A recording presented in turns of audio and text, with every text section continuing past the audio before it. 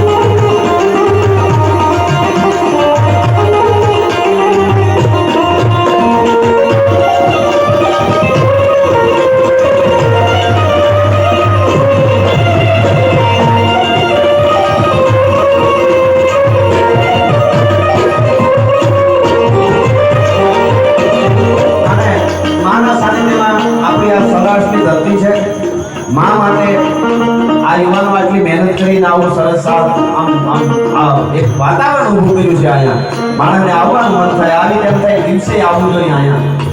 એ યુવાનોને અભિનંદન એટલા માટે આપું છું, અત્યારે કોઈ કરોડો કમાય, લાખો કમાય, અરબો કમાય એ તો સારી વાત છે, પૈસો કમાવો જોઈએ, પણ એની સાથે ધર્મના માટે જે કામ કરતા હોય સહકાર આપવો.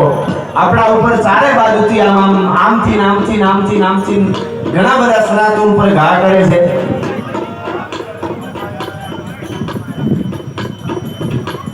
હા હા બધા ધીમે ધીમે આવશો. હા તમે ભાઈ, હા હા વધારો આપનું સરવૈયાનું આ બધું સરવૈયાવાડ કામળિયાવાડ બાજુમાં જ છે. તમારું સ્વાગત છે હો ભાઈ. હા, આ બધા મહેમાન તરીકે બધા આવ્યા છો, અહીંયા ગોળ કરી રહ્યા છો. હા વાહ બાપો, મહેમાનોને માન દર ભરી દીધા નહીં, કામ પાથરી છે પ્રાણ હાસુ ભરતીઓ ભણે. અમારા આ યુવાનો બધા ગ્રુપ છે, યુવા ગ્રુપ વતી આપનું ખૂબ ખૂબ અહીંયા સ્વાગત છે બધાનું. હું તમને વાત ઈ કરતો હતો બાપુ, અહીંયા સંતો બેઠા છે. આજે પૈસો આપણી પાસે હોય તો આપણે સનાતન માટે જેટલો વપરાય એટલો વાપરો, એમાં તમને ના પાડવા વાળા આવશે, તમે આમાં નાખવામાં એવું કહેવા વાળા આવશે, તમે આમાં તમારે થોડાક પૈસા આવી ગયા ફૂલાઈ ગયા કાલ કાંઈ નહીં હોય કોઈ બોલાવશે નહીં, રહેવા દો એવું કહેવા વાળા આવશે. તમે કોઈ મંદિરમાં જગ્યામાં દેહો એટલે બીજે વાપરીશું તેમ કે વાહ આમ જ કરાય ન્યા નહીં કે, પણ છતાંય અમુક પ્રાંતમાં તમે જાઓ તો તમને ખબર પડે. હું અહીંથી જાહેરમાં કહું છું કે હિન્દુઓના કોઈ મૃત્યુ થઈ જાય તો એને અગ્નિદાહ બાપુ દેવા માટે લઈ જાય તો સમસાણેથી આંચકીને દફનાવી દે છે અને ખ્રિશ્ચનો બનાવી દેવામાં આવે, એવું પણ અમુક પ્રાંતમાં થઈ ગયું છે આપણે ત્યાં.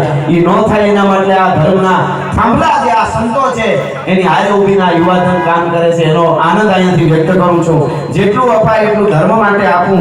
એક વખત માથા દેવાનો વખત આવતો ત્યારે ચારે બાજુથી એક જ વાર અવાજ સંભળે, વાર કરજો ધણી કોઈ હોતો ધણી પ્રજાના સૂરનો થાય ભેટો, પછી કાળજા વેરતો હાદરિયા સાંભળે કેમ બેહી રહે ક્ષત્રિય બેટો.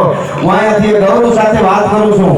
ભારત વર્ષના જેમ્સ કેમ્બેલે ભારતના ઇતિહાસમાં એમ કીધું છે કે ભારત માટે મારા આ ભારત દેશના ક્ષત્રિયોએ એટલા કપાણા છે, એટલા લોહી રહ્યા છે કે જેટલા ક્ષત્રિયો દેશના ધર્મનું રક્ષણ, મંદિરોનું, બેન દીકરીઓનું, ગાયોનું રક્ષણ કરવા માટે જેટલા ક્ષત્રિયો ભારતમાં કપાણા, જેમ્સ કેમ્બેલ ટોટ કે કહું છું, આપણી વાત નથી, એમણે કપાણા છે, એના હાડકા ભેળા કરો તો ભારત ફરતી દિવાલ ચડાઈ જાય એટલા હાડકા થાય, એટલા કપાણા છે. આવું જેમ્સ કેમ્બેલ ટોટ કે છે ભલામણ.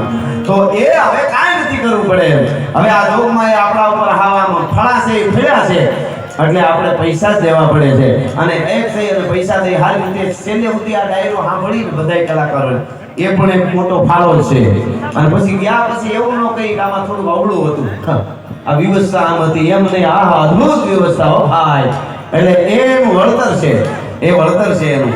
એટલે અહીંયા જીગરભાઈ વાઘેલા પધાર્યા છે, તાલુકા પંચાયત પ્રમુખ અને શેડ માટે એમના તરફથી 5 લાખ રૂપિયા આવે છે. જોરદાર તાળીથી આપણે એમને વધાવીએ.